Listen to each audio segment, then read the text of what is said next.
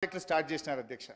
మన తెలంగాణలో జలయజ్ఞంలో ఆ రోజు 19 భారీ ప్రాజెక్టులు, 12 మధ్య తరహా ప్రాజెక్టులు, 2 ప్రాజెక్టుల ఆధునీకరణ అండ్ వరంగల్ ఖమ్మం జిల్లాలో గోదావరి కరకట్టల నిర్మాణం, మొత్తం 35 పనులు ఆ రోజు ప్రాజెక్టులు తెలంగాణలో శాంక్షన్ చేసినారు అధ్యక్ష. ఈ 35 ప్రాజెక్టులు స్టార్ట్ చేస్తే 10 ఏళ్లలో ఒక్క ప్రాజెక్ట్ అన్న పూర్తి చేసినారా అని చెప్పి నేను అడుగుతా ఉన్నా.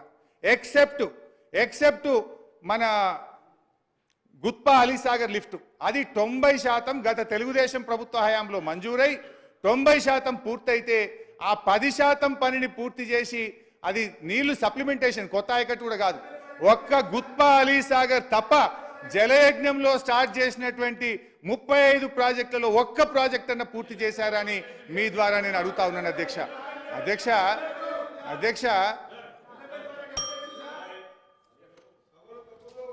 సార్, గౌరవ శాసనసభ్యులను కోరుతా ఉన్నాం అధ్యక్ష.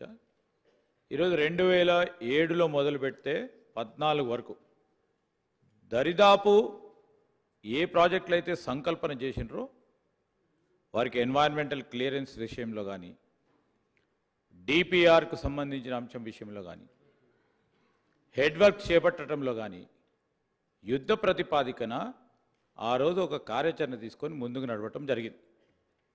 సో ఒక్కటి చేయలేదు.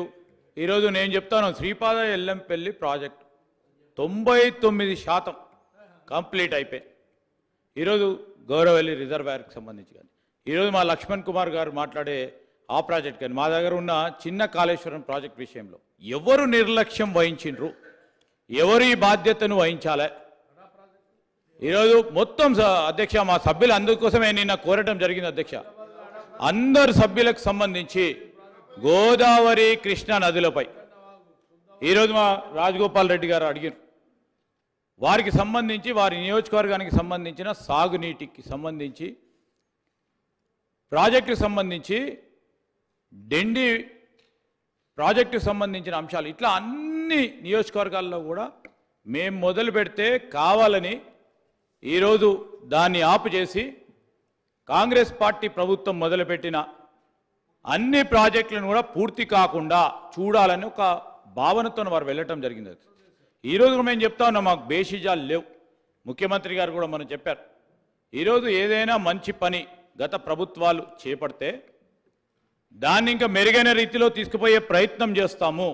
ఎక్కడైనా తప్పిదాలు జరిగితే క్షుణ్ణంగా పరిశీలన చేస్తాం, విచారణ జరుపుతాం, కఠినమైన చర్యలు తీసుకుంటామని ముఖ్యమంత్రి గారు చెప్పారు. బేషిజాలు లేని ప్రభుత్వం మాది. మాకు ఎక్కడ కూడా మీరు మొదలుపెట్టిన మంచి పనిని మేము కూడా ఒక కాంక్షతో ఒక రాష్ట్ర ప్రగతిని దృష్టిలో పెట్టుకొని ముందుకు తీసుకెళ్లే ప్రయత్నం చేస్తాం తప్ప ఈరోజు వాస్తవిక విషయాలను గౌరవ మంత్రి గారు, మాజీ మంత్రి గారు చెప్తే బాగుంటుంది. ఎందుకంటే ప్రజలందరికీ కూడా తెలియజేసే ఆలోచన చేసి ముందుకు తీసుకెళ్లాలని కోరుతా ఉన్నాను. హరీష్ రావు గారు, ఐ అప్రిషియేట్ శ్రీధర్ బాబు గారు. ఐ అప్రిషియేట్ శ్రీధర్ బాబు గారు. దయచేసి కన్క్లూడ్ చేయండి. 1:40 ఎట్లా సార్ మీరు ఇట్లా మా టైం ఇవ్వకపోతే? ఇంతవరకు డీవియేషన్ ఓంగా 1:40 మాట్లాడిండ్రు. ఇంకా చాలా మంది గౌరవ సభ్యులు మాట్లాడేది ఉన్నది కాబట్టి తొందరగా కంప్లీట్ చేయండి ప్లీజ్. సార్ ఇంకొక రిక్వెస్ట్ సార్ మీతోని, బయట మా ఇంటికి వెళ్ళి ఫోన్ వచ్చితే మా పిఏ చిట్టి పంపిండు, నేను మాట్లాడుతుంటే కెమెరా నాకు చూపిస్తలేరట, అటు మీకు చూపిస్తురట, అటు చూపిస్తురట, ఓన్లీ నా గొంతు మాత్రం వినబడుతుందట. జర కెమెరా మాది కూడా చూపించండి సార్. గిట్లనా సార్? కెమెరా కూడా చూపియరా సార్? కెమెరా కూడా ఇప్పుడేనా? గిన్నెలో కూడా వివక్షనేనా సార్? కెమెరా ఓన్లీ మాట వస్తుందట కానీ కెమెరా నేను కనబడతలేనట. చిట్టి వచ్చింది ఇప్పుడే. అంటే 3-4 కెమెరాలు ఉంటాయి, నా ఫేస్ చూపిస్తలేరట, ఓన్లీ గొంతే కనబడుతుందట. కెమెరా ముఖ్యమంత్రి గారు లేకపోతే ఉత్తమన్నా లేకపోతే స్పీకరే కనబడుతుందట. ఇంత అన్యాయమా?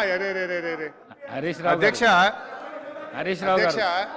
హౌస్ లో ఆ విధంగా ఉండదు సార్. చిట్టి చూపియాలా సార్? చూపియండి, చిట్టి చూపియండి. ఇప్పుడే నాకు చిట్టి వచ్చింది ఇంతకెళ్ళి. మా పిఏ పంపిండు. మీరు అలా మాట్లాడకండి ఇంటికెళ్ళి ఫోన్ వచ్చిందట.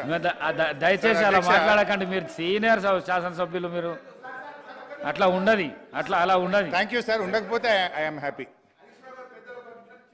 అన్నా నువ్వు కూర్చోవే, నువ్వు గవర్నమెంట్లో ఉన్నావు, విప్పు సభను సమన్వయం చేయాలి. నువ్వు సభను ఆపడం కాదు, సమన్వయం చేయాలి. కూర్చో. అయితే అధ్యక్ష, గౌరవనీయులు శ్రీధర్ బాబు గారు మంచి మాట చెప్పారు. I appreciate him.